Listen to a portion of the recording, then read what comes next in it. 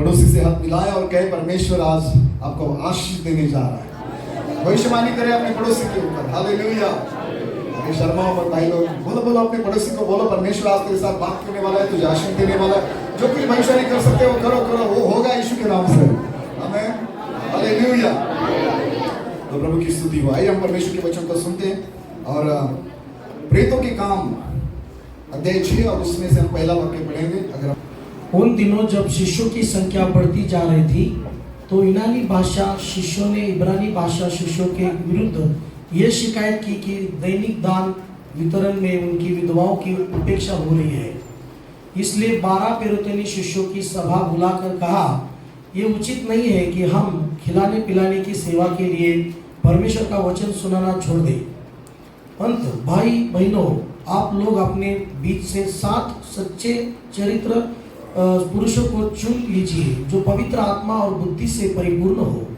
हम उन्हें इस कार्य के लिए नियुक्त करेंगे और हम लोग प्रार्थना में और वचन की सेवा में लगे रहेंगे।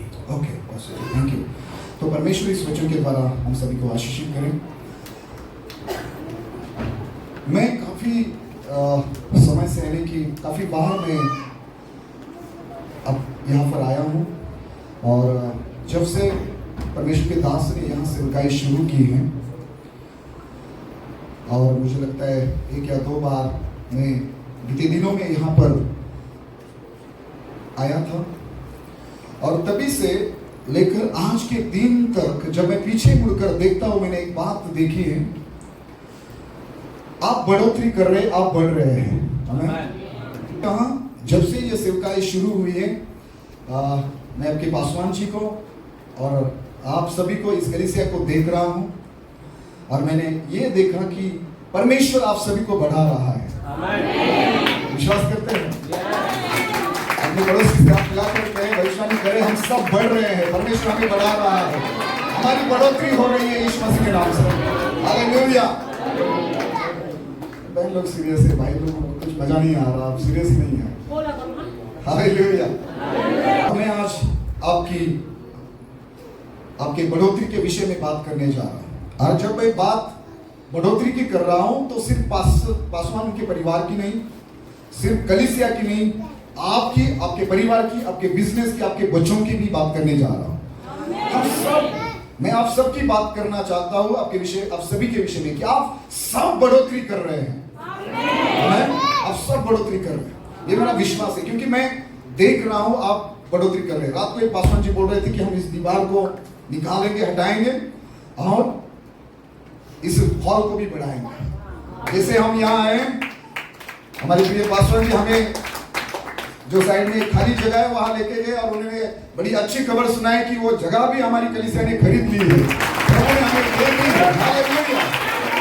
यीशु के नाम से बोल रहा हूँ, आप पूरा पश्चिम दक्षिण उत्तर चारों ओर बढ़ रहे हो। आनंदित हो जाओ, उत्साहित हो जाओ, परमेश्वर आपको बढ़ा रहा है और बढ़ोतरी केवल परमेश्वर की ओर से होती है। तो जब बढ़ोतरी होती है तो हमें बड़ा ध्यान रखना पड़ता है। जब बढ़ोतरी होती है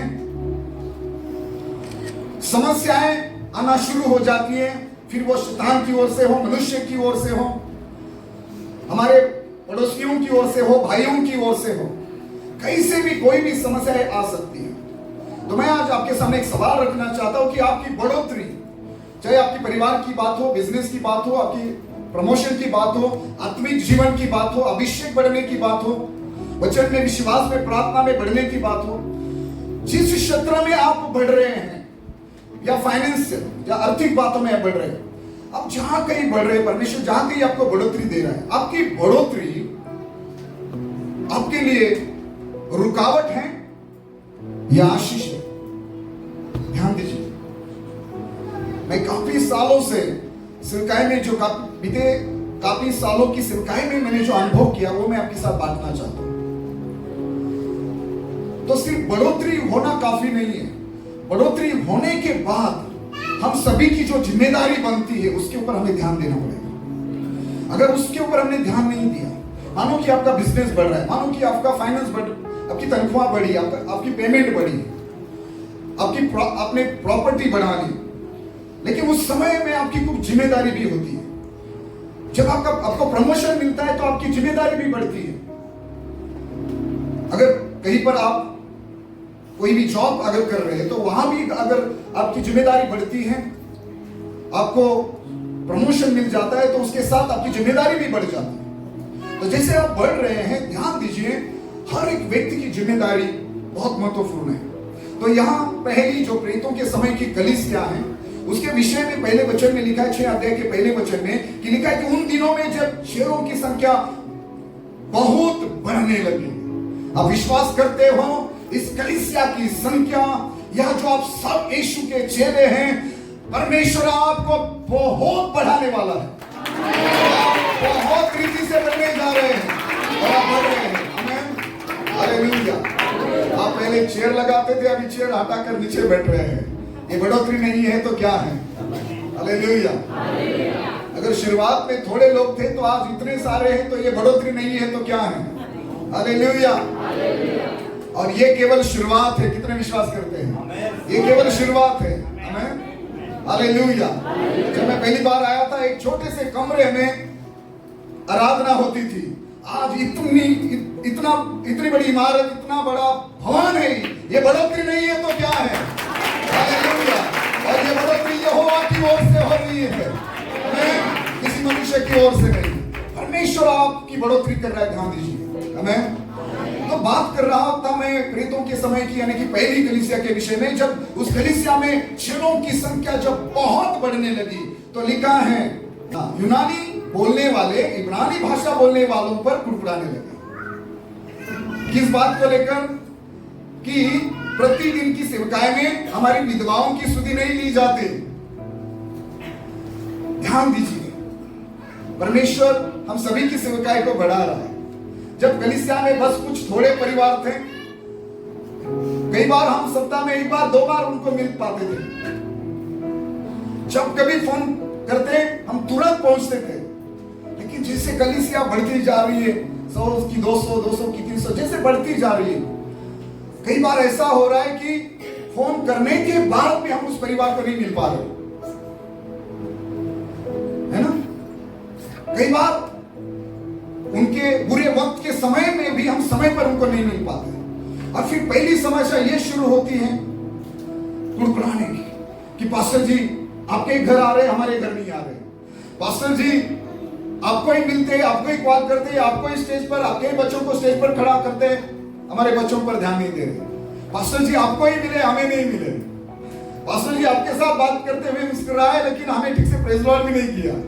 कुछ ना कुछ ऐसी बातें शुरू हो जाती है। ध्यान दीजिए, अगर आपकी बढ़ोतरी कभी नहीं रुकनी चाहिए, ये अगर आप चाहते हैं तो आपको इन बातों पर ध्यान देना पड़ेगा। और यही मेरी दुआ है, हम सारे पासवान मिलकर अंत में आपके लिए, आपके परिवार के लिए, आपकी सेवकाई के लिए दुआ करने वाले हैं कि परमेश्वर आपकी बढ़ोतरी कभी रुकने ना दे। परमेश्वर आपकी बढ़ोतरी यीशु मसीह के नाम से कभी रुकने ना दे। ये आज हमारी दुआ है आपके लिए। आप बढ़ते ही जाएंगे यीशु मसीह के नाम से। हालेलुया। केवल संख्या नहीं, आपकी जगह, आपकी इमारत, आपका अभिषेक, आपकी कलीसिया में होने वाले मिरेकल, भविष्यवाणी, सारी बातें बढ़ेगी यीशु मसीह के नाम से। हालेलुया। बस कुछ बातों पर ध्यान दीजिए। मैं आपको बताना चाहता हूं, कुछ भी हो जाए, पास्टर आपसे मिले या ना मिले, पास्टर आपके ऊपर भविष्यवाणी करे या ना करे, आपके ऊपर हाथ रखे या ना रखे, परमेश्वर के दास आपके घर आए या ना आए, आप इस कलीसिया का एक बड़ा महत्वपूर्ण व्यक्ति हो। आपकी जिम्मेदारी समझकर बड़ी विश्वास योग्यता के साथ इस कलीसिया के साथ, परमेश्वर के दास के साथ, परमेश्वर के साथ जुड़े रहो। मैं वादा करता हूं आप सब बढ़ते रहेंगे। होती रहेगी चर्च। हालेलुया। और फिर जब ये कुड़कुड़ाना शुरू हुआ, है ना, हमारी विधवा, आपकी विधवाओं को बहुत सारा भोजन मिल रहा है, प्रतिदिन की सारी उनकी जरूरतें पूरी हो रही है, हमारी नहीं पूरी हो रही, हमारी विधवाओं की, हमारे लोगों की नहीं पूरी हो रही है सारी जरूरतें। एक दूसरे के ऊपर कुड़कुड़ाने लगे। तो फिर जो मुख्य प्रेरित थे, पतरस, यूहन्ना, इन लोगों ने सभी कलीसिया को बुलाया। सबका ध्यान है? एक बार जोर से बोले हालेलुया। तो जो मुख्य प्रेरित थे, मुख्य पासवान थे, सभी कलीसिया को बुलाया। इसीलिए आपको कभी कभी परमेश्वर के नबी निशान खोकर जी को बुलाना चाहिए, है ना। तो उन्होंने मुख्य प्रेरितों को बुलाया। मुख्य प्रेरित ये जो पतरस यूहन्ना ये जो थे मुख्य प्रेरित, उनके कानों पर जब ये बात गई तो उन्होंने सभी कलीसिया को बुलाया और फिर उन्होंने देखा कि किस बात को लेकर ये कुड़कुड़ाना शुरू हुआ है। फिर उन्होंने सभी से कहा, देखो हम वचन की सेवकाई छोड़कर खिलाने पिलाने की सेवा करें, ये ठीक नहीं। तो एक काम करें, आपके बीच में हमें बताइए कौन कौन वो लोग हैं जो पवित्र आत्मा से भरे हुए हैं। हमें ऐसे 7 लोग चाहिए जो पवित्र आत्मा से भरे हुए हैं। और वो क्या करेंगे? वो कीबोर्ड नहीं बजाएंगे, वो प्रचार नहीं करेंगे, वो भविष्यवाणी नहीं करेंगे, वो किसी पर हाथ नहीं रखेंगे, वो प्रीचिंग नहीं करेंगे। वो क्या करेंगे? वो खिलाने पिलाने की सेवकाई करेंगे। वो दरिया बिछाएंगे, वो झाड़ू पोछा लगाएंगे, वो सारी व्यवस्था करेंगे। मेरा एक सवाल है, पास्टर जी आप क्या सिखा रहे हैं? पवित्र आत्मा से भरे हुए लोगों का काम है भविष्यवाणी करना, प्रीचिंग करना, वर्शिप करना, इंस्ट्रूमेंट बजाना। आप हमें दरिया बिछाने के लिए बोल रहे हैं, झाड़ू पोछा लगाने के लिए बोल रहे हैं।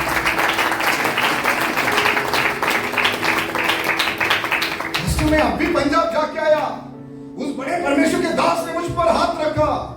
पास्टर जी क्या बताओ आपको, मुझे इतना अभिषेक मिला है, मैं क्या करूं उसका? मुझे अभी किसके ऊपर हाथ रखना है? पास्टर आप बैठो, अभी मैं प्रीचिंग करूंगा। कुछ लोग ऐसा सोचते हैं, ये मेरे साथ हुआ है। हालेलुया, हमारी कलीसिया में हुआ। मेरा एक प्रश्न है, पवित्र आत्मा से भरे हुए लोग ये काम कर सकते हैं? दरिया बिछाना, झाड़ू पोछा लगाना, कुर्सियां लगाना, कुर्सियां उठाना, अगर भोजन है कलीसिया में तो भोजन बांटना, प्लेट्स उठाना, ये काम कर सकते हैं? कर सकते हैं, कर सकते हैं। अब कौन लोग? पवित्र आत्मा से भरे हुए लोग। आप समझ रहे मेरी बात? हेलो, आप सीरियस है? परमेश्वर के वचन को सुनेंगे, ग्रहण करेंगे तो ही आपकी बढ़ोतरी होती रहेगी, तो ही आप आशीष पाते रहेंगे। आप समझ रहे हैं? भविष्यवाणियां कितनी भी सुनो सिस्टर, अगर आपका जीवन सही नहीं है तो वो भविष्यवाणी बदल जाएगी। परमेश्वर नहीं काम करेगा, लेकिन वचन कभी नहीं बदलता। आपने फर्क समझा भविष्यवाणी और वचन के बीच का? परमेश्वर भविष्यवाणी से बढ़कर आपको वचन को इज्जत महत्व देना है, क्योंकि भविष्यवाणी बदलेगी लेकिन वचन कभी नहीं बदलेगा। तो वचन पर ध्यान दीजिए। तो पवित्र आत्मा से भरे आप कितने भी पवित्र आत्मा से भरे हुए लोग क्यों ना हो, आप कितने भी वरदानों से भरे हुए लोग क्यों ना हो, आपको कितनी भी सामर्थ क्यों ना मिली हो, परमेश्वर के दास ने जो कहा है, जो जिम्मेदारी आपको कलीसिया में दी गई है, उसको बड़ी विश्वास योग्यता के साथ निभाते रहो। फिर एक समय आएगा आप फिलिप्पुस के समान पूरे सामरिया को बदलने वाले बनोगे। ये 7 लोगों की मैं जिक्र नहीं करूंगा, लेकिन सिर्फ 2 लोगों का नाम आपको बताता हूं। इन 7 लोगों में 2 लोग थे, एक का नाम था फिलिप्पुस, एक का नाम था स्टेफनुस। मालूम है फिलिप्पुस जब सामरिया में गया, वहां जब उसने सुसमाचार प्रचार किया, परमेश्वर ने उसके द्वारा इतने बड़े काम किए, पूरे सामरिया में आनंद ही आनंद फैल गया, सारी खुशियां। जो शिमोन जादूगर था, उन्होंने जादू टोना करना छोड़ दिया। जो किसी उसको लोग समझते थे ये कोई महाशक्ति है, लोगों ने उसको छोड़ दिया। उसने खुद वो सारी चीजें करना छोड़ दिया, सुसमाचार को ग्रहण किया, यीशु मसीह को ग्रहण किया, और वो भी फिलिप्पुस के साथ रहने लगा, यीशु मसीह का चेला बन गया। सुनो, आज खिलाने पिलाने की सेवा करेंगे। आप सुन रहे? आप झाड़ू पोछा लगाने की, कुर्सियां लगाने की, उठाने की, दरिया बिछाने की सेवा करेंगे। मालूम नहीं आगे जाकर इस कलीसिया में, इस कलीसिया का फिलिप्पुस आप होंगे। इस कलीसिया के द्वारा काम करने वाले, इस कलीसिया की कोई शक्का कलीसिया शुरू करने वाले, कोई ब्रांच शुरू करने वाले आप फिलिप्पुस बन सकते हो यीशु मसीह के नाम में। हालेलुया। आपके द्वारा परमेश्वर बड़े बड़े काम करेगा। आज जो कुछ सेवकाई आपको दी गई है, जो कुछ जिम्मेदारी आपको दी गई है, वो बड़ी विश्वास योग्यता के साथ यीशु मसीह ने क्रूस पर कलीसिया के लिए अपना लहू बहाया, हम सभी के लिए लहू बहाया, बराबर है?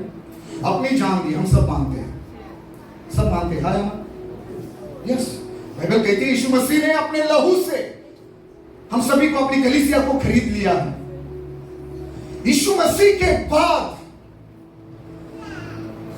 अपना लहू बहाने वाला, अपनी जान देने वाला 12 चेलों को छोड़कर भी अगर कोई चेला था तो वो पहला चेला था स्तेफनुस। यीशु मसीह की सेवकाई के लिए, यीशु मसीह के कामों के लिए, कलीसिया के लिए, परमेश्वर के कामों के लिए सेवकाई करते करते, प्रचार करते करते स्तेफनुस जो है, बराबर ऐसे बोलते हिंदी में, उसने अपनी जान दिए। स्तेफनुस मारा गया, भयानक। ऐसे लोग परमेश्वर इस कलीसिया में खड़ा करना चाहता है। फिलिप्पुस जैसे जो जाकर एक गांव को, एक नगर को, शहर को बदलने वाले हो। हालेलुया। मेरे प्रियो, ध्यान से सुनना, जब बढ़ोतरी होने लगती है, सिर्फ बात कलीसिया की नहीं है, बाहर भी देखो। जब किसी को प्रमोशन मिल जाता है, जब वो कोई एमएलए, कोई आमदार, कोई बड़ा अधिकारी बन जाता है, देखो लोग कैसे बिगड़ जाते हैं, गलत काम करने लगते हैं। जब उनके पास पैसा आ जाता है, वो गलत काम करने के लिए, खून हत्या करने के लिए डरते नहीं। इसलिए मैं बात कर रहा हूं कि आपकी बढ़ोतरी आपके लिए रुकावट है या आशीष? आपकी बढ़ोतरी आपके लिए रुकावट होगी या आशीष? और मैं कहना चाहता हूं, आपका बढ़ना, आपकी बढ़ोतरी आपके लिए और दूसरों के लिए भी एक आशीष का कारण होना चाहिए। हालेलुया। चर्च, ध्यान दीजिए इब्राहिम और लूत की ओर। सब है मेरे साथ? सब है? चलो,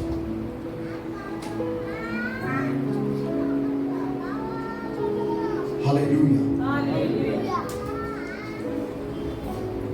सबका ध्यान इब्राहिम और लूत की ओर देखिए। जब हम उत्पत्ति 12 अध्याय में इब्राहिम के बारे में पढ़ते हैं, जब परमेश्वर ने इब्राहिम के साथ बात की और इब्राहिम से कहा कि इब्राहिम, तू अपने देश को, अपने कुटुंबियों को, अपने रिश्तेदारों को छोड़, है ना, और जहां मैं कहूंगा उस देश में चला जा, जो देश में तुझे दिखाऊंगा वहां चला जा, मैं तुझे आशीष दूंगा, मैं तेरा नाम महान करूंगा, है ना। कई सारे वायदे परमेश्वर ने इब्राहिम के साथ किए। ध्यान दीजिए, जब परमेश्वर के कहने के अनुसार इब्राहिम चल पड़ा, तो बाइबल कहती है कि इब्राहिम ने लूत को भी अपने साथ लिया, लूत भी इब्राहिम के साथ चला। आप सुन रहे हैं? तो जब लूत इब्राहिम के साथ जा रहा है, क्या हुआ? लूत परमेश्वर की योजनाओं का हिस्सा नहीं था। लूत इब्राहिम की बुलाहट का भाग, हिस्सा नहीं था। जब परमेश्वर ने कहा था पूरे परिवार को छोड़ना है, सारे कुटुंबियों को छोड़ना है, रिश्तेदारों को छोड़ना है या देश को छोड़ना है, तो लूत को साथ में लेकर जाना यह परमेश्वर की योजना का या इब्राहिम की बुलाहट का भाग नहीं था। आप सुन रहे हैं? लेकिन हम जानते हैं, जब हम बाइबल पढ़ते हैं, कि लूत के पिता या उसका परिवार नहीं था। लूत के पिता गुजर गए थे, गुजर चुके थे, यानी कि मर चुके थे, उनकी डेथ हो चुकी थी। तो लूत को किसी का सहारा नहीं था। तो एक पिता के समान इब्राहिम ने लूत को सहारा दिया, अपने साथ रखा, उसको अकेले नहीं छोड़ा। और जब ये साथ में जा रहे थे, तो आगे पढ़ना उत्पत्ति की किताब 13 अध्याय वचन 5 और 8 में। उत्पत्ति 13 अध्याय वचन 5 और 8 में लिखा है, लूत के पास भी जो अब्राहम के साथ चलता था भेड़ बकरी, गाय बैल और तंबू थे, इसीलिए उस देश में उन दोनों के लिए पर्याप्त स्थान न था कि वो इकट्ठे रहे, क्योंकि उनके पास बहुत धन था, इसलिए वे इकट्ठे न रह सके।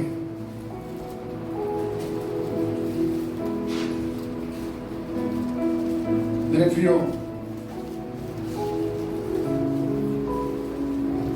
इन्हीं वचनों को अगर हम मराठी में पढ़ेंगे तो मराठी में लिखा है, कि उनकी संपत्ति इतनी बढ़ गई। उन दिनों में संपत्ति मतलब क्या? जैसे आज हम किसी की संपत्ति, किसी के पास संपत्ति मतलब उसका बहुत बड़ा बंगला है, गाड़ी है, जमीन है, बिजनेस है, तो उन बातों को हम संपत्ति समझते हैं। उन दिनों में जिस व्यक्ति के पास बहुत सारे भेड़ बकरियां गाय बैल हैं, बात आप अय्यूब की, अगर अय्यूब को भी याद करेंगे तो अय्यूब के पास भी हजारों में भेड़ बकरियां गाय बैल ऊंट थे, है ना। तो यही उसकी संपत्ति थी। तो उन दिनों में जिस व्यक्ति के पास ये चीजें होती थी वो बहुत धनवान व्यक्ति माना जाता था। मुझे लगता है आप ध्यान नहीं दे रहे। सुनो, मैं कुछ गहरी बातें आपको सिखाने जा रहा हूं जो आपको बड़े आशीष का कारण, आपके लिए बड़े आशीष का कारण हो। आप कभी कलीसिया नहीं छोड़ेंगे, आप कभी अपने पासवान को नहीं छोड़ेंगे। इस कलीसिया में लाने वाले आपके परमेश्वर को, प्रभु यीशु मसीह को कभी नहीं छोड़ेंगे। और यही तो हर पासवान चाहता है, यही तो हर कलीसिया चाहती है कि हमारे लोग, हम सब एक साथ रहें, बराबर है। लेकिन ध्यान देना, बढ़ना आशीष भी होता है और रुकावट भी हो सकती है, समस्या भी हो सकती है। बढ़ोतरी बहुत अच्छी भी बात है और बुरी भी बात है। आप समझ रहे हैं मेरी बात? तो अगर मैं मराठी अनुवाद के अनुसार बात करूं तो जब इब्राहिम के साथ लूत जा रहा था, मैं आसान शब्दों में बोल रहा हूं, दोनों की संपत्ति बढ़ने लगी, दोनों की भेड़ बकरियां गाय बैल बढ़ने लगे और उनकी संपत्ति इतनी बढ़ गई, इतनी बढ़ गई, उनकी बढ़ोतरी इतनी हुई। जब परमेश्वर ने इब्राहिम को आशीष दिया, जब लूत इब्राहिम के साथ चल रहा था, परमेश्वर इब्राहिम को आशीष दे रहा था। लेकिन जब इब्राहिम के साथ लूत जा रहा था, लूत भी आशीषित हो रहा था। वो इब्राहिम की बुलाहट का भाग नहीं था, वो परमेश्वर की योजनाओं का भाग नहीं था। जब परमेश्वर ने सभी कुटुंबियों को छोड़ने के लिए बोला था, इब्राहिम को बोला था कि अपने सभी कुटुंबियों को, अपने सारे फैमिली को छोड़ देना, परिवार के लोगों को, रिश्तेदारों को छोड़ देना, तो इब्राहिम की जिम्मेदारी थी इब्राहिम को लूत को भी छोड़ना चाहिए था। आप समझ रहे हैं? लेकिन परमेश्वर दयालु है, कई बार वो हमारी कमियों को समझता है, वो जानता है हम मिट्टी हैं, है ना, भजनकार लिखता है, वो हमारे हालातों को जानता है। तो परमेश्वर ने देखा कि चलो, उसने इब्राहिम की भावनाओं को समझा कि लूत का कोई सहारा नहीं है, लूत के पिता नहीं है, माता नहीं है, परिवार नहीं है, मतलब उसके माता पिता नहीं है, तो एक पिता के समान लूत को इब्राहिम ने अपने साथ रखा है, उसको सहारा दिया है। तो चलो, परमेश्वर ने उस बात को नजरअंदाज किया और जब परमेश्वर इब्राहिम को आशीष दे रहा था तो लूत को भी आशीष मिल रही थी। लेकिन बात मैं कर रहा हूं कि जब वो उनकी संपत्ति बढ़ी, जब वो बढ़ी, उनकी बढ़ोतरी हुई, मैं वैश्य करता हूं के नाम से, जब आपने इब्राहिम के साथ, अपने माता पिताओं के साथ आप चलोगे,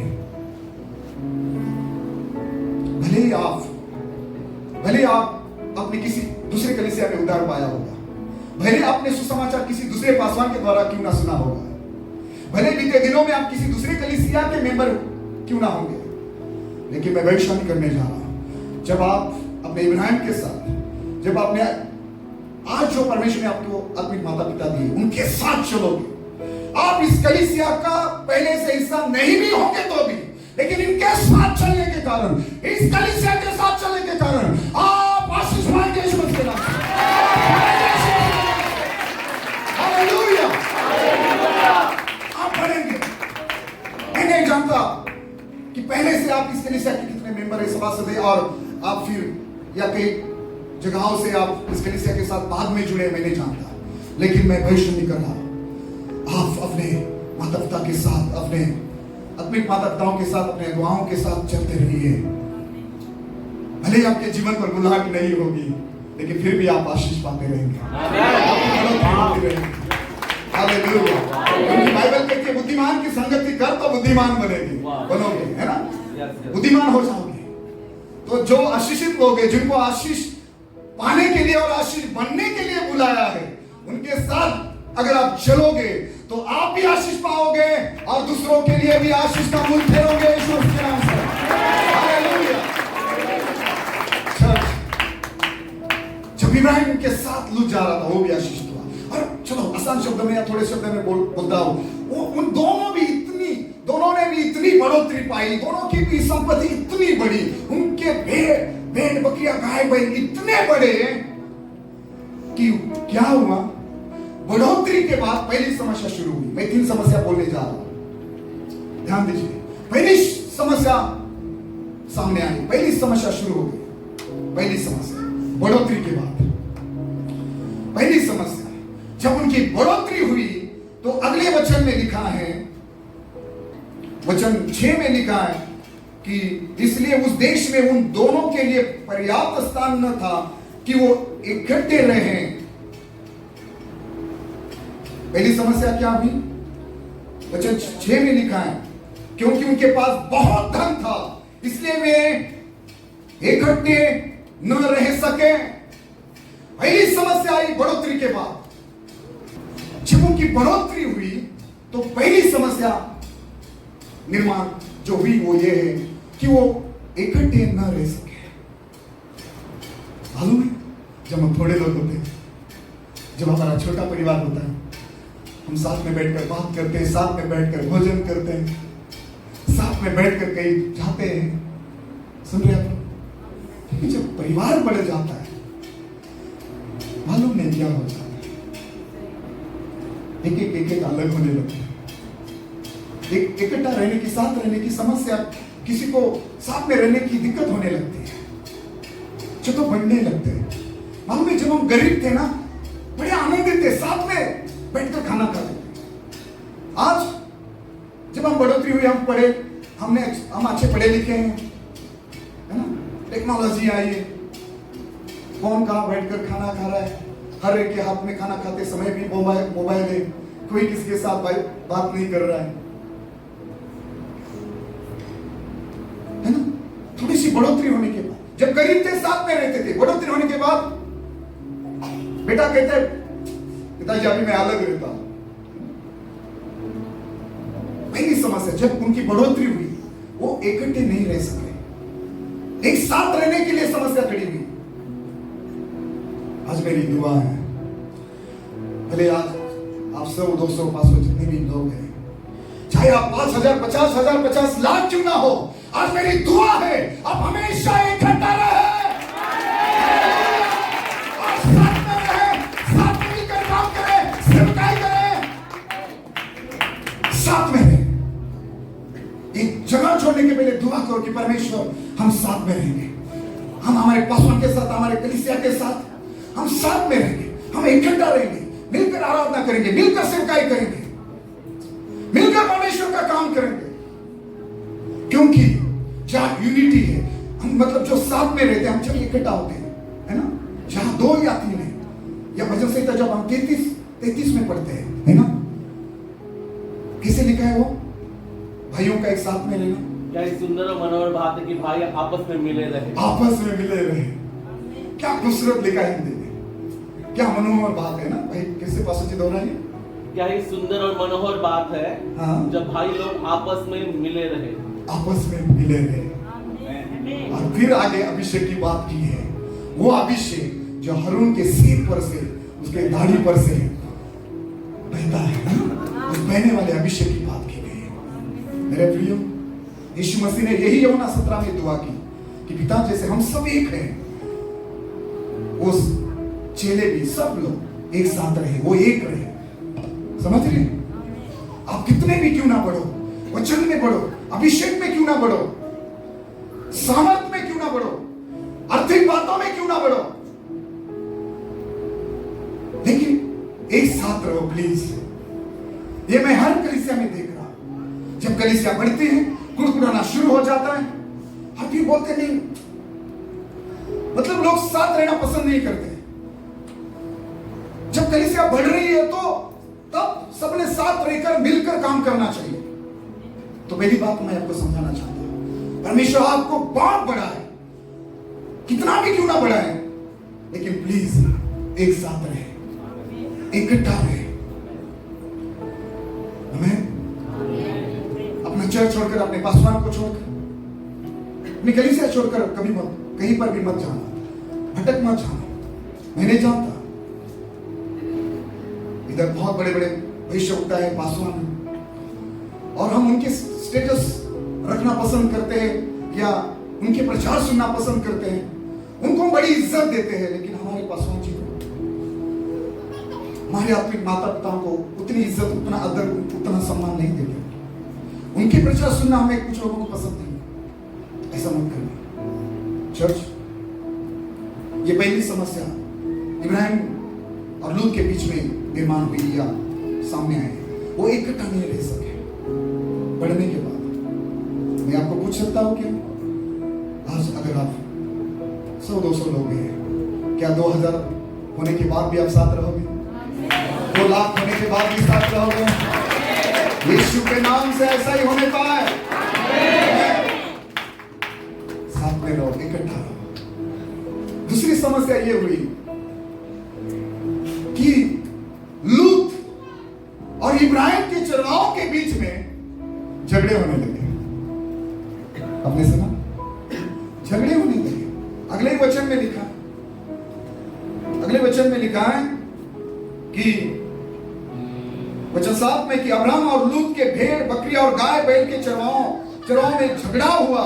उस समय कनानी और परिजी लोग उस देश में रहते थे। सुनो, जब वो पहली समस्या, वो इकट्ठा नहीं रह सके। दूसरी समस्या सामने आई, निर्माण हुई। इब्राहिम और लूत के चरवाहों के बीच में झगड़े होने लगे। यही तो मैंने प्रेरितों की कलीसिया में आपको दिखाया कि जब वो कलीसिया बढ़ने लगी, एक झुंड दूसरे झुंड के ऊपर कुड़कुड़ाने लगी। कुछ लोग दूसरे लोगों के ऊपर कुड़कुड़ाने लगे। मैं विश्वास करता हूं आप नहीं कुड़कुड़ाएंगे। मैं विश्वास करता हूं कि आप एक साथ रहेंगे। मैं विश्वास करता हूं कि आप झगड़ा नहीं करेंगे। कुछ भी हो जाए आप प्रेम से रहेंगे। हालेलुया। यही आज हमारी दुआ है कि आपको परमेश्वर और बढ़ाए और आप बढ़े, आपकी बढ़ोतरी होती रहे, लेकिन आप इकट्ठा रहें और आपके बीच में मेल मिलाप रहे, प्रेम रहे, खुशियां, आनंद, शांति रहे। आपके बीच में यीशु मसीह के नाम से कभी झगड़े ना हो, कभी झगड़े ना हो। यहां झगड़े होने लगे। चर्च, बढ़ोतरी आशीष है या रुकावट? बढ़ोतरी जितनी अच्छी है उतनी तकलीफ देने वाली भी हो सकती है। आप सुन रहे हैं? हालेलुया। तो उनके बीच में झगड़े होने लगे। मैंने अभी तक ऐसी कोई कलीसिया नहीं देखी जिस कलीसिया में झगड़े नहीं हुए। फिर वो मेरी कलीसिया क्यों ना? आप सुन रहे? प्लीज प्लीज, आप झगड़ा नहीं करेंगे, आप साथ में रहेंगे। हर एक दूसरे के साथ नहीं, पास्टर के साथ भी आप झगड़ा नहीं करेंगे, ठीक है? और जब भी आप ये करेंगे चर्च, आप सुन रहे हैं? ये कुछ भी नहीं, मैंने कहा ये शुरुआत है। आप बढ़ते रहेंगे वचन में, प्रार्थना में, अभिषेक में, आर्थिक बातों में, प्रॉपर्टी में, बिजनेस में, हर बातों में बढ़ेंगे। आशीष आपकी कलीसिया में आजाद करता हुआ यीशु मसीह के नाम से बढ़ने वाली आशीष। आपकी कलीसिया का फाइनेंस बढ़े, आपकी कलीसिया की संख्या बढ़े, आपकी कलीसिया आर्थिक बातों में बढ़े, आत्मिक बातों में बढ़े, आपकी कलीसिया की भूमि बढ़ती जाए। ये हो यीशु मसीह के नाम में। हालेलुया। बस अगर कोई कुड़कुड़ाता है, अगर वो पासवान जी की बात नहीं मानता है, तो फिर बड़े प्रेत को बुलाइए, पासवान जी को बुलाइए, सीधे निशान खोकर जी को बुलाइए, ठीक है? वो बहुत अच्छे परमेश्वर के नबी है। उन्होंने मेरी बहुत मदद की, हमारी कलीसिया को बहुत अच्छा सिखाया, हमारे अगुवाओं को, इसलिए मैं उनका नाम लेगा। और मैं जानता वो आपकी कलीसिया के लिए, आपकी पासवान के लिए बड़ी प्रीति रखते हैं, बहुत चाहते हैं वो आपको। चर्च, कभी झगड़े मत करना। क्यों मालूम है? क्योंकि इब्राहिम ने कहा हम भाई बंधु हैं। ये यीशु ने अपने चेलों को सिखाया। ये बाकी लोगों में ठीक है ना, लेकिन हम बाकी लोगों के समान नहीं है, अन्य जाति के लोगों के समान नहीं है। हमारे बीच में झगड़ा नहीं चाहिए, समझ लिया? और अगर किसी को बड़ा होना है तो वो पहले छोटा बन जाए, है ना? अगर किसी को बड़ा फिलिपुस बनना है तो पहले दरिया बिछाने वाला, खिलाने पिलाने की सेवा करने वाला बन जाए। सीधे पुलपिट पर खड़े रहने की, कीबोर्ड पर खड़े रहने की चाहत ना रखे, है ना? एक समय आएगा परमेश्वर आपको इस्तेमाल करेगा। अगर परमेश्वर ने आपको अभिषेक दिया है, सामर्थ दिया है, तो वो अपनी कलीसिया की तरक्की के लिए, बढ़ोतरी के लिए ही दिया है। आपके पासवान का, कलीसिया का काम हल्का हो जाए उसके लिए ही दिया है। लेकिन सेवकाई में कोई भी काम छोटा या बड़ा नहीं है, कोई भी सेवकाई छोटी या बड़ी नहीं है। जिन्होंने 11 घंटे काम किया उनको भी उतना ही बड़ा प्रतिफल मिला, और जिन्होंने आखिरी 1 घंटा काम किया, बाइबल कहती है उस स्वामी ने उनको भी उतना ही बड़ा प्रतिफल दिया। मैं जानता हूं जिनकी कलीसिया में लाखों मेंबर्स है, उनको जितना बड़ा प्रतिफल मिलेगा उतना बड़ा प्रतिफल मुझे भी मिलने वाला है। समझ रहे मैं क्या कहना चाहता हूं? टेंशन मत लीजिए, जो कुछ काम मिलता है कीजिए, कोई बात नहीं। आपकी सोच ऐसी होनी चाहिए, ठीक है पास मुझे बाद में मौका देना, पहले इस भाई को दीजिए, इसको पहले पुलपिट पे खड़ा कीजिए, है ना? इस बहन को, इस बेटी को मौका दीजिए, कोई बात नहीं, मैं बाद में, है ना? तो इस प्रकार अगर आपका हृदय है, आपका मन है, आपका स्वभाव है, परमेश्वर आपको सबसे ऊंचा करेगा। झगड़ा मत करना है, झगड़ा नहीं करना है, ठीक है? आपके बीच में कोई झगड़ा नहीं होना चाहिए, कोई कुड़कुड़ाहट नहीं होनी चाहिए, एक दूसरे की निंदा नहीं करेंगे, एक दूसरों की गलतियां आप नहीं फैलाएंगे। आप समझ रहे हैं? किसी की भी आदमी की, किसी भी आराधक की, किसी भी कलीसिया के किसी भी भाई की, बहन की आप निंदा नहीं करेंगे। लूत के उस बेटे के समान मत बनो जिन्होंने अपने पिता की नग्नता अपने दोनों भाइयों को जाकर बताया और उसके जीवन में शाप आया। ऐसा कोई बेटा ना बेटी इस कलीसिया में ना हो। अपने भाई की, अपने अपने पिताओं की, हम सब गलतियां कर सकते हैं, हो सकती है हमसे भी गलतियां, लेकिन सभी की गलतियां छिपाओ, उसके लिए दुआ करो, उसकी निंदा मत करो, उसको बदनाम मत करो। हमें आपके बीच में झगड़ा नहीं होना चाहिए। और क्यों नहीं होना चाहिए? क्योंकि परमेश्वर आपको बढ़ा रहा है और परमेश्वर चाहता है आप बढ़ते जाए। लेकिन जब आप कुड़कुड़ाएंगे, आप इकट्ठा नहीं रहेंगे, आप झगड़ा करेंगे, आपकी बढ़ोतरी को ब्रेक लग जाएगा, आपकी बढ़ोतरी रुक जाएगी। फिर चर्च, आप समझ रहे मेरी बात? ऐसी कोई कलीसिया नहीं है, वो यीशु के 12 चेले क्यों ना हो। आप सुन रहे हैं? एक बार जोर से बोले हालेलुया। वो यीशु के 12 चेले क्यों ना हो, वो प्रेरित पौलुस की कलीसिया क्यों ना हो। ऐसी कोई कलीसिया नहीं जिस कलीसिया में झगड़े नहीं हुए। प्रेरित पौलुस ने कहा, तुम्हें ऐसा कोई बुद्धिमान व्यक्ति नहीं है क्या जो आपस में एक दूसरे के, है ना, उस झगड़े को मिटाए। आप कोर्ट में जा रहे हैं, आपके झगड़े, है ना, पृथ्वी की पथरी में। कैसे लोग हैं? एक विश्वासी अपना जो कुछ अपनी समस्या है वो अविश्वासी के सामने लेकर जा, वो सब डिटेल बाद में आप पढ़ना, पहला कुरिन्थियों 5 अध्याय में आ गई है। तो ये नहीं चाहिए कलीसिया, ये नहीं होना चाहिए, नहीं तो नहीं पढ़ेंगे, आप नहीं पढ़ेंगे। फिर इस एनिवर्सरी को सब लोग अगले भी चर्च के क्या बोलते हैं एनिवर्सरी में फिर उतने ही लोग, फिर मजा नहीं आएगा। अगर प्रभु ने हमें मौका दिया और अगर हम अगले साल इसी समय अगर आए तो हम इतने लोग नहीं देखना चाहते, है ना? क्योंकि हम जब पिछली बार आए थे एसी नहीं था, इतना अच्छा सेटअप नहीं था, सारी चीजें बहुत खूबसूरत है, साइड में जो शेड है, सारी चीजें, और ये सारी चीजें इन बातों का प्रमाण है कि परमेश्वर आपकी बढ़ोतरी कर रहा है। बस मैं आपको सचेत कर रहा हूं। सुनो चर्च, ये मैंने दूसरी बात बताई आपको। तीसरी बात, जब ये इकट्ठा नहीं रह सके और जब इनके बीच में झगड़े होना शुरू हो गए, तीसरी सबसे दुख देने वाली बात हम पढ़ते हैं कि लूत और इब्राहिम अलग हुए। और यही शैतान चाहता है, लेकिन ये परमेश्वर नहीं चाहता, ये कोई पासवान नहीं चाहता, ये मैं अपनी कलीसिया में नहीं चाहता। जब मेरे कलीसिया के एक अच्छा आराधक चर्च छोड़कर गया, मैंने उसको बार बार समझाया, अपने पैरों पर, अपने पांव पर कुल्हाड़ी मत मार, मत जा, ये अच्छा नहीं है। मैंने कई सारे जितने भी कई बार छूट जाते हैं, क्योंकि उनको अपनी खुद की मिनिस्ट्री शुरू करनी है, उनको अभिषेक की ये जो वरदान मिले उन वरदानों को लेकर वो घमंड कर रहे हैं।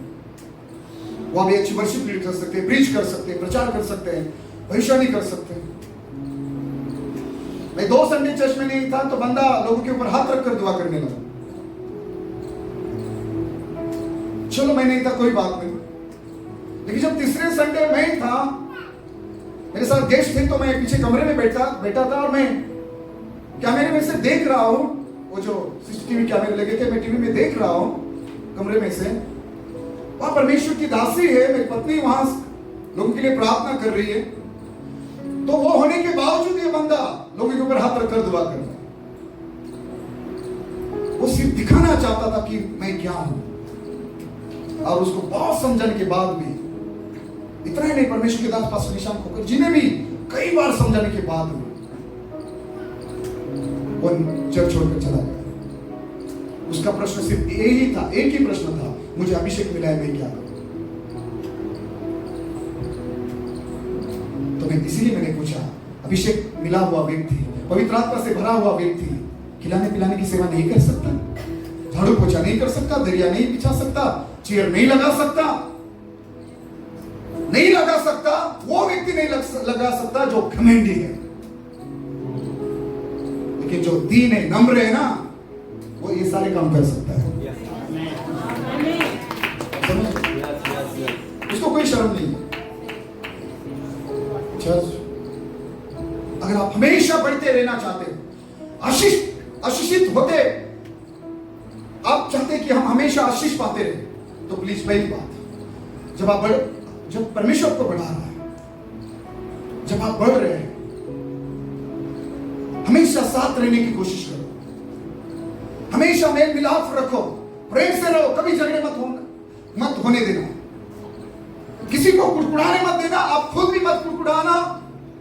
ऐसे लोग इस्राएल लोगों में के बीच में भी थे, इसलिए वो जंगल में ही नाश हो गए।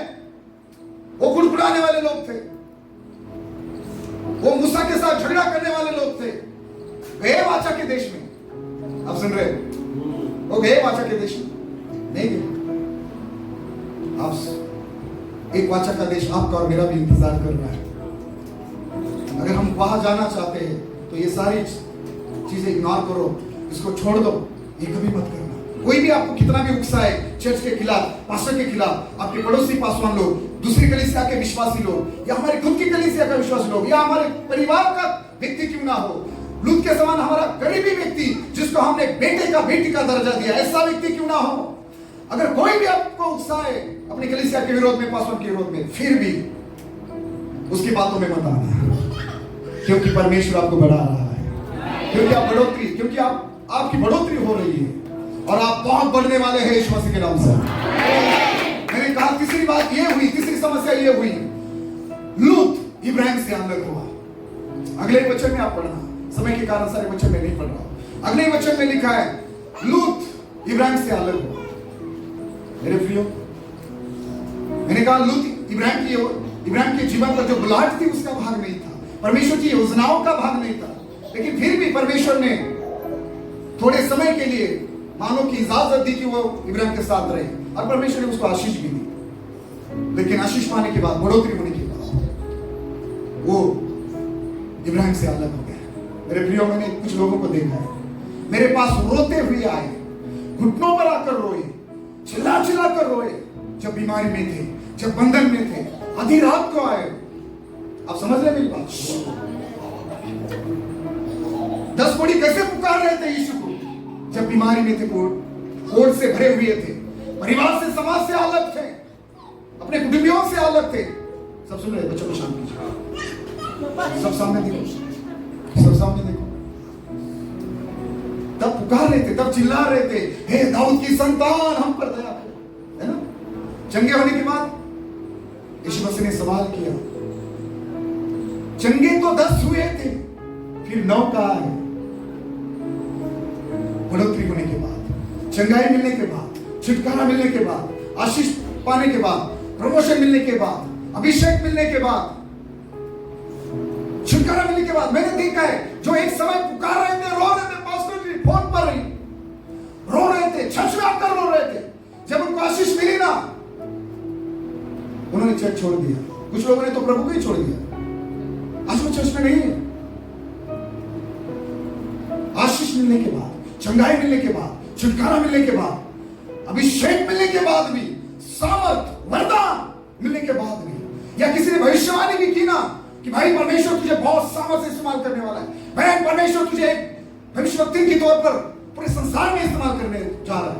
बड़ी भविष्यवाणियां सुनने के बावजूद भी अपने कलीसिया के साथ, अपने पासवान के साथ वफादार रहो, विश्वास योग्य रहो, क्योंकि वो भविष्यवाणी आज ही नहीं पूरी होने वाली, उसके लिए कुछ समय होगा। परमेश्वर अपने समय में उस भविष्यवाणी को पूरा करेगा। आप सुन रहे हैं क्या? मेरा प्रश्न लूत पे, लूत आशीष पाने के बाद, बरकत पाने के बाद तेरी हिम्मत कैसे हुई इब्राहिम से अलग होने की? मैं मेरे लोगों को कहता हूं, अगर मैंने आपको डांट भी दिया ना और मैंने कहा निकल जाओ इस चर्च से, तो भी मत जाना, तो भी मत जाना। और ऐसा करने से आप आशीषित होते रहेंगे, आप बढ़ते जाएंगे, आपकी बढ़ोतरी होती रहेगी।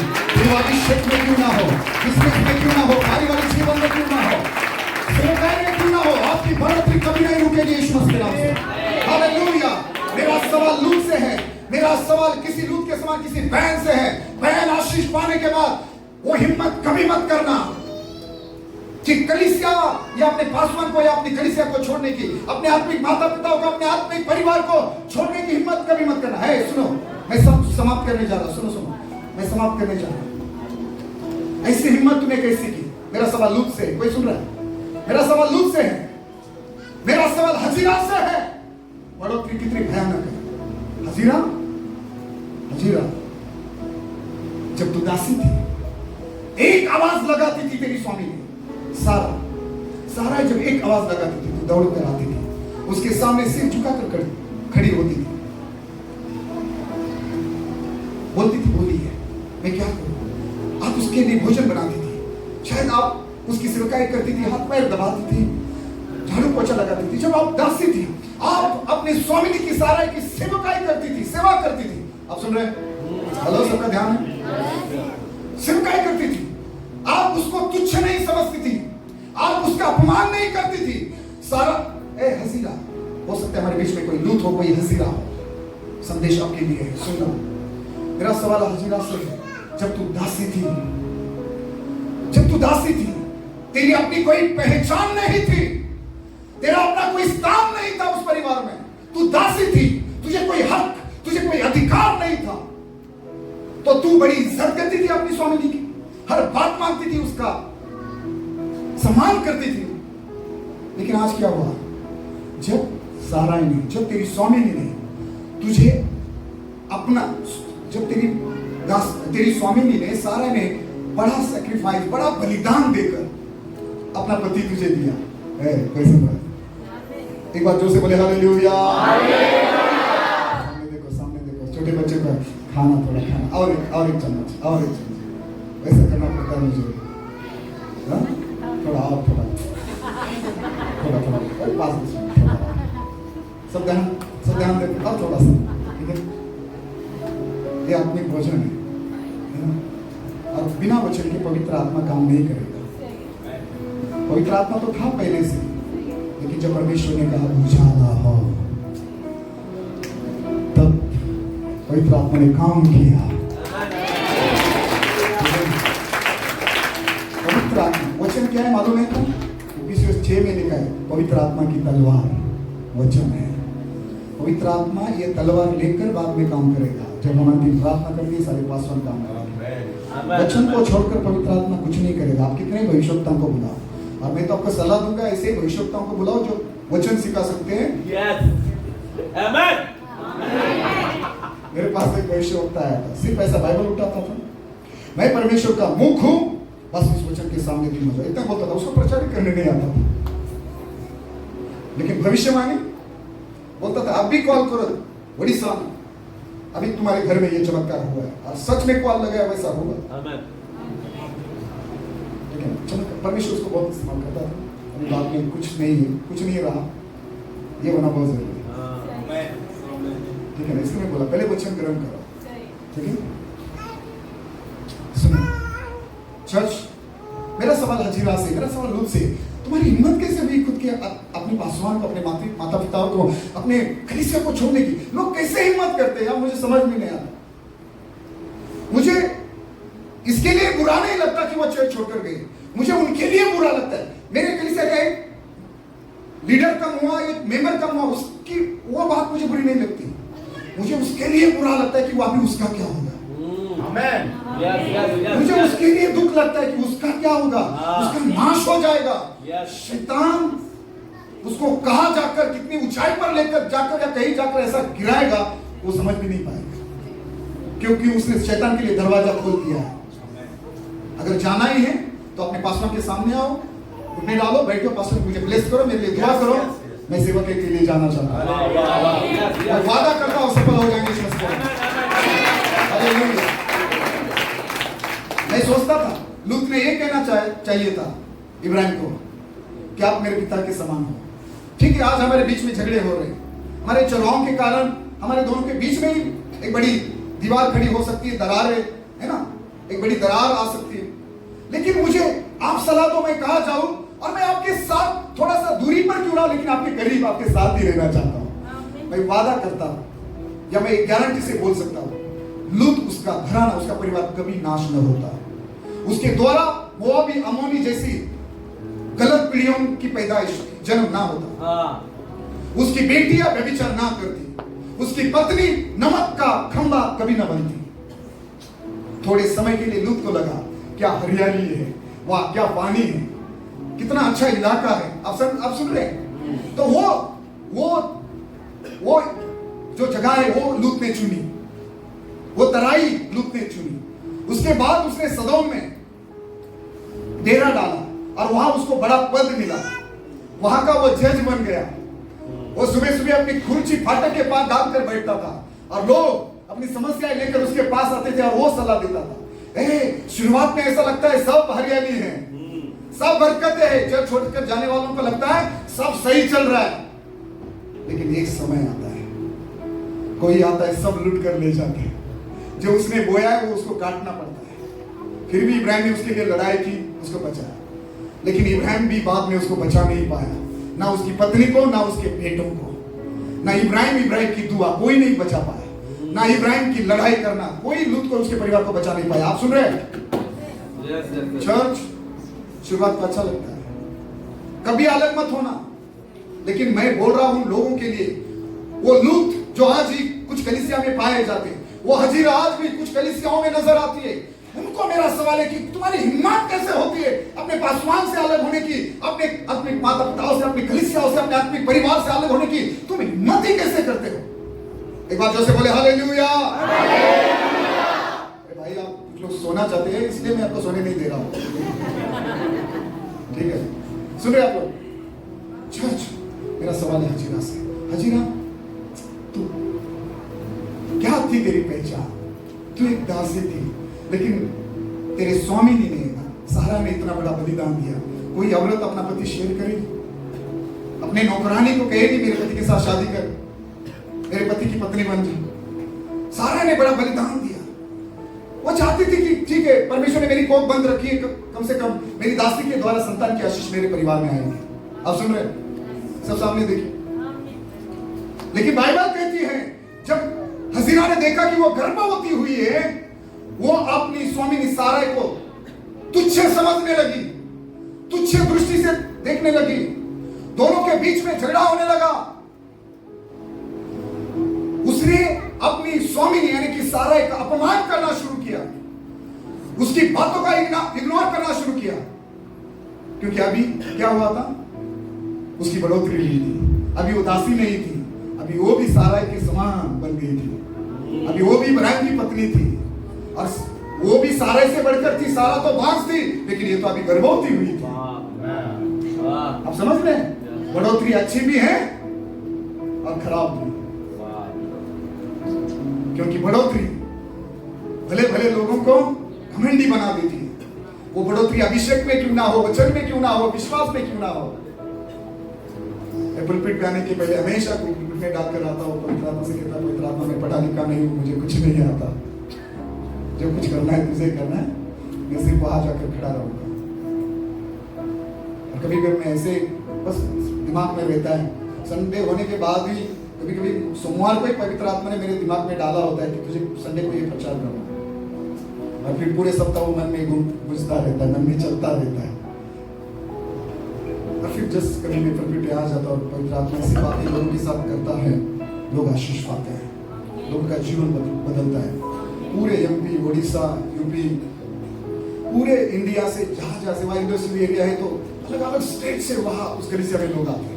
और आज वहां से पवित्र आत्मा में बढ़कर, अभिषेक में बढ़कर, वचन में बढ़कर कई सारे लोगों ने वहां से जाकर अपने अपने राज्य में कलीसिया सेवकाई शुरू की, वो पासवान बन गए, बड़े बड़े बिजनेस छोड़कर, बड़ी बड़ी नौकरियां छोड़कर हो गए। ये पवित्र आत्मा का काम है। भूलना मत, आप बढ़ो, आपकी बढ़ोतरी हो रही है।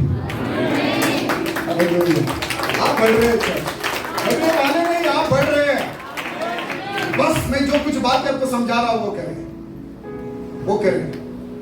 हजीरा तेरी कितनी भी बढ़ोतरी क्यों ना, पहले ही थे मालूम है। देखो दाऊद, इसलिए तो दाऊद को परमेश्वर ने आपके अपने मन के समान, है ना, उनकी पसंदी का व्यक्ति राजा कहा, है ना।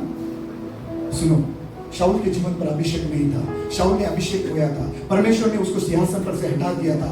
शाऊल के जीवन पर अभिषेक नहीं था, फिर भी जब तक शाऊल जीवित था, दाऊद हमेशा ये कहता था कि वो परमेश्वर का अभिषिक्त है। दाऊद हमेशा उसको कहता था, है मेरे पिता, उसको अपना पिता मानता था।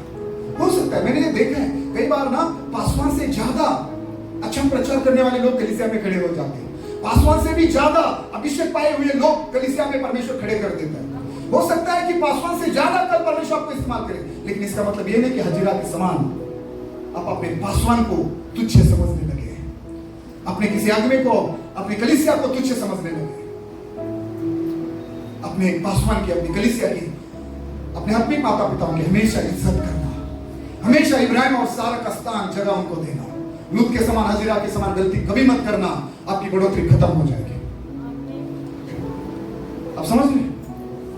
चर्च जैसे हजीरा गर्भवती हुई, कई सारी बातें चर्च बाद में आप देखना, गलतियों की पत्री में वो लिखा है, केवल हजीरा और सारा के बीच में झगड़े नहीं हुए, बाद में इश्माएल ने भी इसहाक को सताया।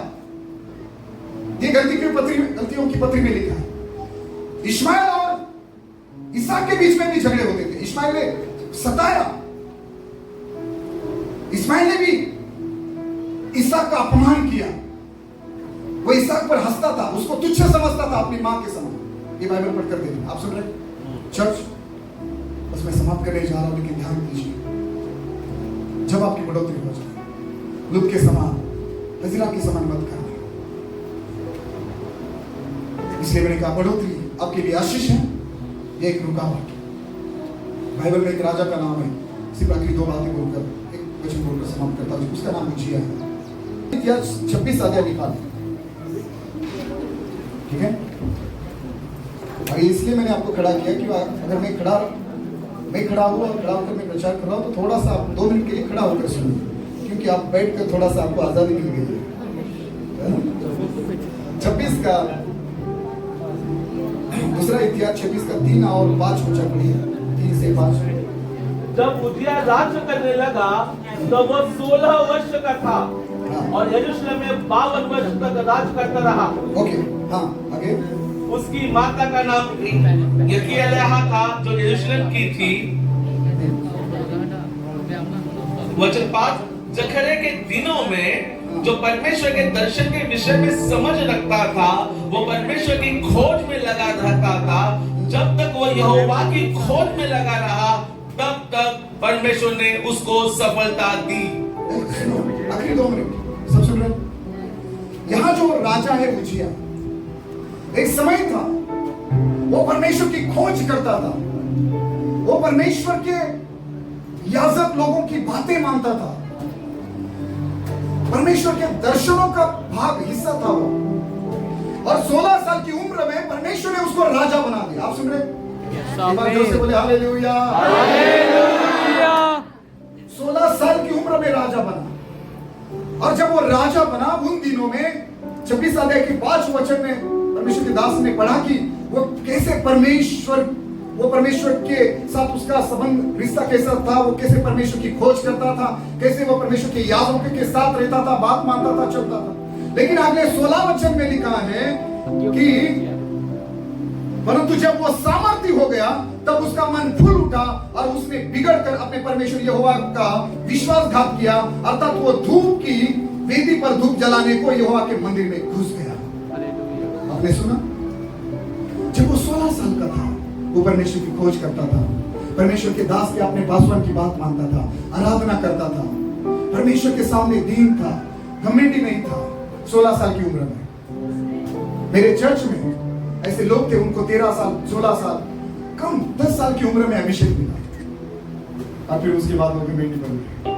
आप सुन रहे हैं? दाऊद 16-17 साल का था, यीशु 17 साल का था तो उसको बड़े सपने परमेश्वर ने दिखाए। 16-17 साल की उम्र में दाऊद को परमेश्वर ने शमूएल के द्वारा राजा होने के लिए अभिषेक किया। समझ रहे ना? ये व्यक्ति 16 साल का था, 16 साल की उम्र में परमेश्वर ने उसको राजा बना दिया। लेकिन उन दिनों में जब वो 16 साल का था और अभी अभी राजा बना था, तो उन दिनों में वो परमेश्वर की खोज करता था, परमेश्वर की याजकों की यानी कि अपने पासवानों की बात मानता था।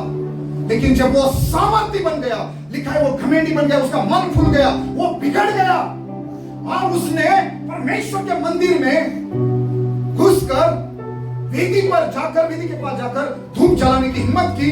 ये काम उसका नहीं था, ये काम याजकों का था, ये काम उसका नहीं था। वेदी पर खड़े रहने की उसने हिम्मत की। आज लोग क्यों नहीं डरते?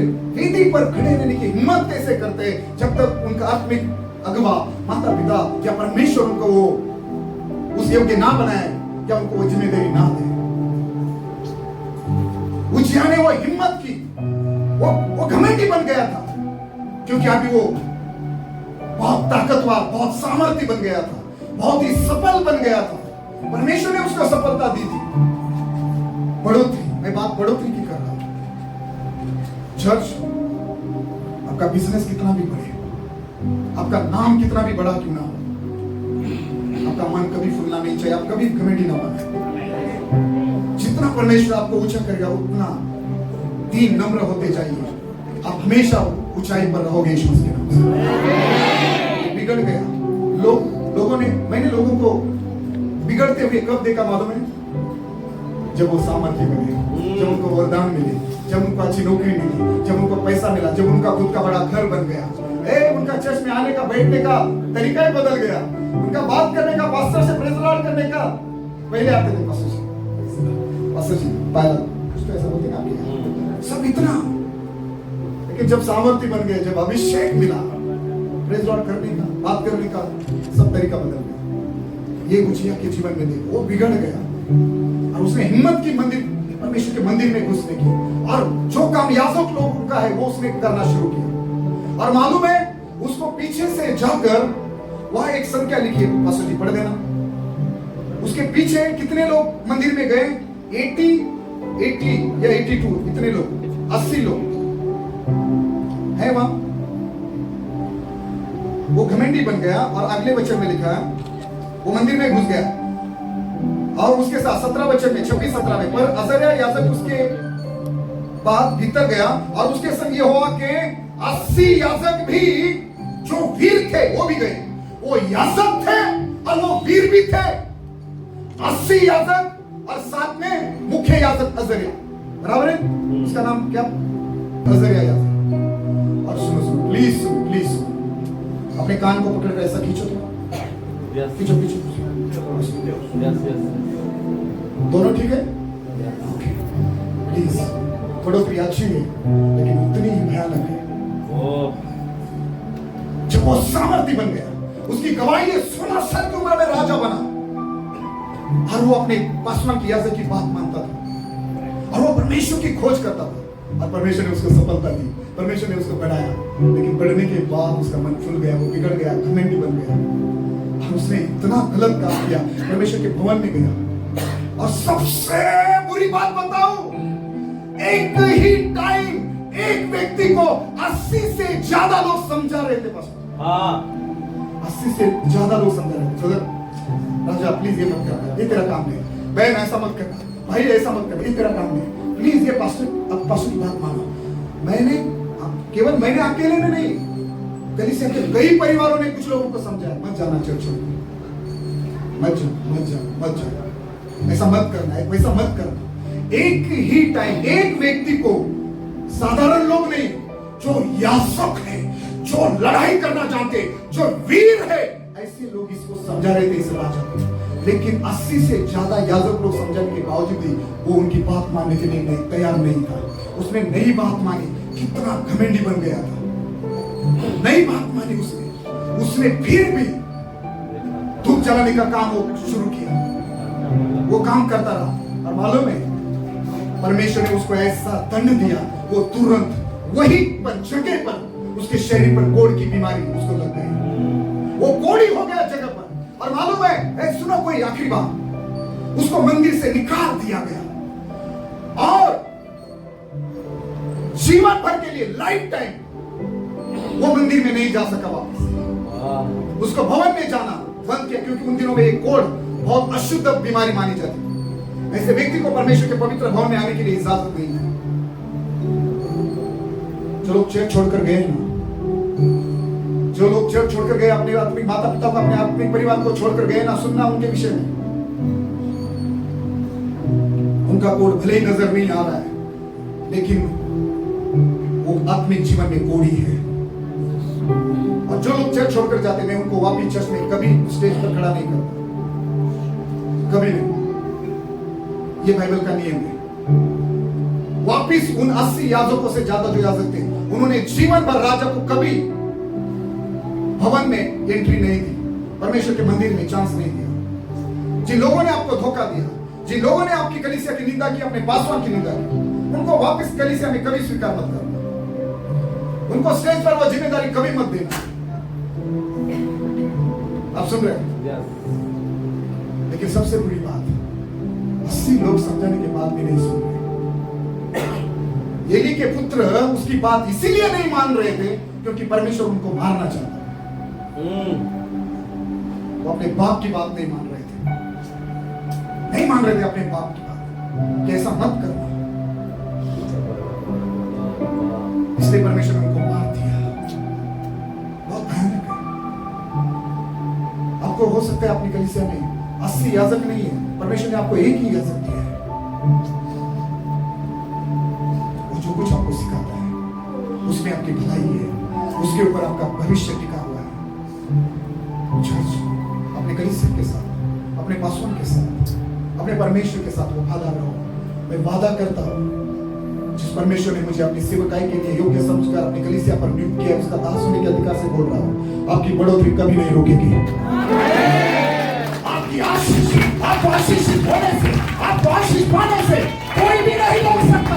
कोई भी अंधकार की शक्तियां, कोई भी दुष्ट आत्माएं, कोई भी मनुष्य आपको आशीष पाने से नहीं रोक सकता। आप जीवन भर परमेश्वर के भवन में, घर में बने रहोगे, आप सफलता पाएंगे, आप बढ़ते जाएंगे। परमेश्वर की महिमा आपके जीवन से, जीवन के द्वारा होगी, ईश्वर के नाम से। हालेलुया। आपका पैसा बढ़ेगा, आपका बिजनेस बढ़ेगा, आपका अभिषेक बढ़ेगा, आपका विश्वास बढ़ेगा, आपकी कलीसिया बढ़ेगी, कलीसिया की संख्या बढ़ेगी, फाइनेंस बढ़ेगा, प्रॉपर्टी बढ़ेगी, आपकी बढ़ोतरी कभी नहीं रुकेगी, ईश्वर के नाम से। बस आप आज के बाद कभी नहीं कुड़कुड़ाएंगे, आप साथ रहेंगे, मिलकर रहेंगे, इकट्ठा रहेंगे, इकट्ठा प्रार्थना करेंगे, नाइट प्रे करेंगे, फास्टिंग करेंगे, सेवकाई करेंगे। बाहर जाना है, जाओ, यूएसए में जाओ, कनाडा जाओ, ऑस्ट्रेलिया जाओ, कहीं जाकर सेवा करके करो। सुनना एक आखिरी बात, बहुत भयानक बोल रहा हूं। पौलुस, प्रेरित पौलुस इतना बड़ा प्रेरित था, 12 चेलों से भी बढ़कर था। कितनी पत्रियां उसने नए नियम की लिखी, कितनी कलीसिया, कितने अगवे उन्होंने उसने खड़े किए। लेकिन जब किसी भी कलीसिया में कोई भी समस्या निर्माण होती थी, खड़ी हो जाती थी ना, तो वो बरनबास, पौलुस को या मरकुस पूछने के लिए कहा आते थे यरूशलेम में। क्या करना है, क्या नहीं करना है। अगर कलीसिया में झगड़ा हुआ, किसी विषय को लेकर बात बढ़ गई, तो सलाह लेने के लिए पूछने पूछने के लिए फाइनल डिसीजन कहां से मिलता था उनको? यरूशलेम। अमेरिका में सेवा करो, लंदन में सेवा करो, लेकिन पूछना है अपने पासवान को, पासवान मैं क्या करूं?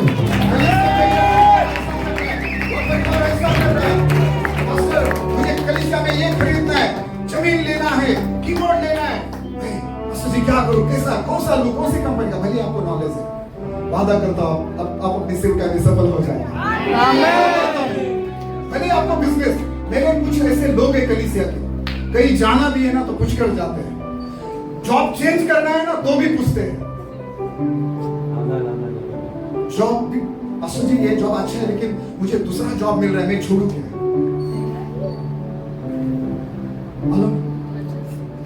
और वो आशीषित हो रहे हैं, वो आशीष पा रहे हैं। वो एक परिवार ऐसा, वो पढ़ा लिखा नहीं था, बहुत विलेज से आता था, आज उस बहन ने 10वीं 12वीं की पढ़ाई पूरी की, आज वो गाड़ी चला रही है, उसने अपने जीवन में कभी साइकिल को भी नहीं छुआ था, इतना परमेश्वर ने पढ़ाया उसे,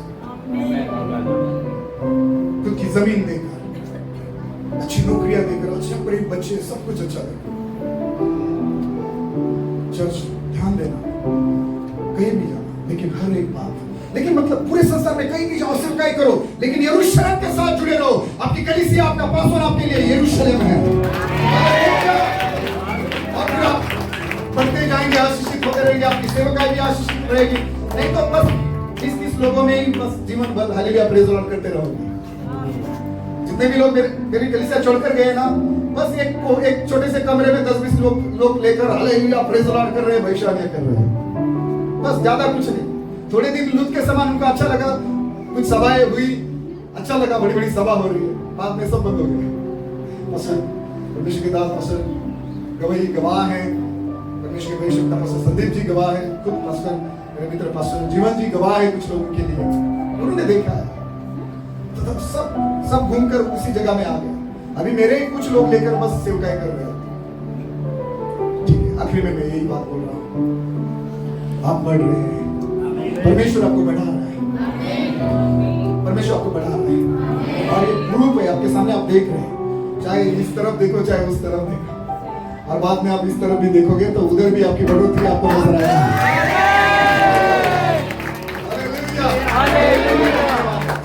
बस 2-3 बातें मैंने बताई, वो करो, कुड़कुड़ाना नहीं है, झगड़ा नहीं करना है, साथ मिलकर रहना है, और कभी भी अलग नहीं होना है, चाहे कुछ भी हो जाए, चाहे पासवान भी क्यों ना हो। समय पर कलीसिया के साथ जुड़े रहो, समय पर आइए, उपास प्रार्थना में आइए, नाइट प्रेयर में आइए, समय पर अपना 10वां भाग दीजिए, ठीक है, अपना पैसा, अपना डोनेशन, जो भी कुछ कर सकते हैं परमेश्वर के दास के लिए, उनके परिवार के लिए, कलीसिया के लिए, सेवकाई के लिए करते रहिए। मैं वादा करता हूँ आज के बाद इब्राहिम की आशीष आपके जीवन में हमेशा बनी रहेगी।